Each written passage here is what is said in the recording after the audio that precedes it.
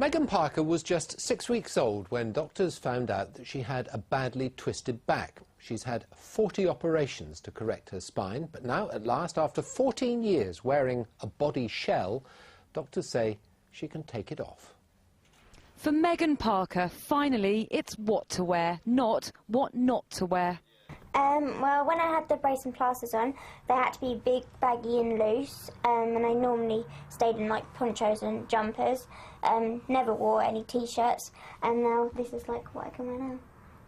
She was born with a curved spine, which meant she's always worn a supportive cast. Her movements and her life were severely restricted. She couldn't even take a bath on her own. Everything, like when my friends went out and they asked me if I wanted to come, and I was like, well, I can't because of my back, and then I got really upset about it. One time after surgery her lungs collapsed, and we was told that she might have less than 40% chance of making it through the night. And I went out to the car park, and I remember looking up at the stars thinking, please don't take my little girl, I'm sorry. But she's fine now. But she's cast off that life now, and she's joining her brothers and her friends, having fun. Everything that I've missed out on, and going to tell my friends, which Mum's still a bit, like, being careful of, but she said that I can do it. And swimming, horse riding, go-karting, everything. The other teenagers are making the most of the rest of the holiday. Megan's making the most of being a normal teenager. And Janet Gaggill for BBC Look East in Colchester. Around a dozen industrial units in Norfolk have been destroyed by fire. 70 firefighters tackled the blaze at the Oak Tree Business Park in Attleborough last night. Water had to be piped from half a mile away. An investigation is underway into the cause of the fire. The fire got into some materials which took hold very, very quickly, and in a matter of approximately 1 hour, hour and a half, the whole of the units was actually involved.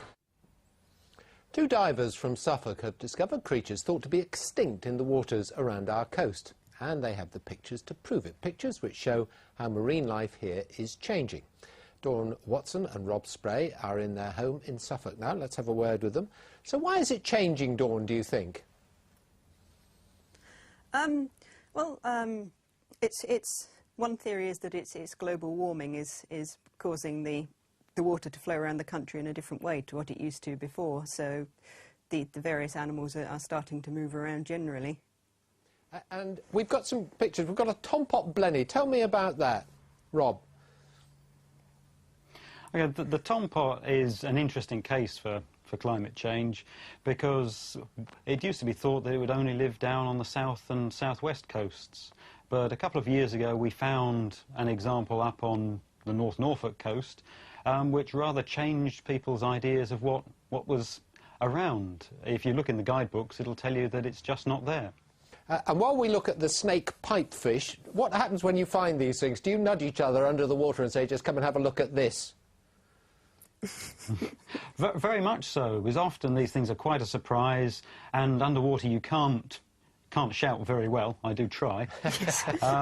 So we nudge each other, and then you try to sort of move around slowly, not to alarm the creature, so you have half a chance of getting a nice picture of it.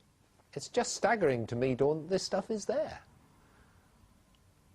Yeah, it's really amazing, isn't it? If you sit on the beach and look out at the water, it's just like so much brown soup. You can't believe how much you're able to see once you're out there. Well, happy snapping, you two, and thank you very much for being with us tonight. OK, thanks. Thanks, goodbye. Every year in the UK, pacemakers are fitted to 25,000 people with heart problems. Of course, they need regular checks, which is why there's some good news. Now, staff at the Norfolk and Norwich University Hospital, using remote technology, can monitor patients while they're still at home. Do you have a telephone by your bed at home? Ali Allen checking a few details with heart patient Paul Stein. He's one of the first people in this region to be given a remote heart monitoring system. What it's going to do is it's going to match up with your device. Paul is one of thousands of people who wears a pacemaker, but his has a tiny transmitter. It sends information to this box, which he'll keep by his bed. The information is then passed down his phone line to the hospital. It means that we can have warnings of any potential issues with the device. Some of these devices may have lead problems or battery problems, and we can get that information immediately.